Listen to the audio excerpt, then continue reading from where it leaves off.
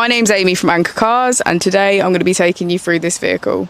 If you do have any questions following on from the video, please don't hesitate to give us a call on the number shown above, and our salesman will be more than happy to go through those with you.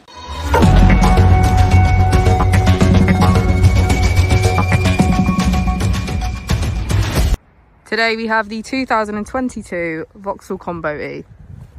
This vehicle has done just over 7,000 miles. It has an automatic transmission and a fully electric motor.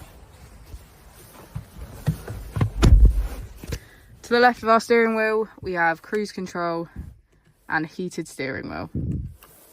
On the right, we have voice control, automatic wipers, and automatic headlights.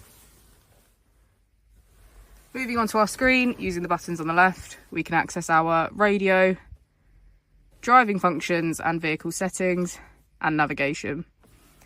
On the right, we have our SMS and photos, our settings, and our Apple and Android CarPlay. If we put the vehicle into reverse, we can see that it comes with a parking camera with parking sensors. We also have the choice of 3 different driving modes, starting with power, normal, and eco.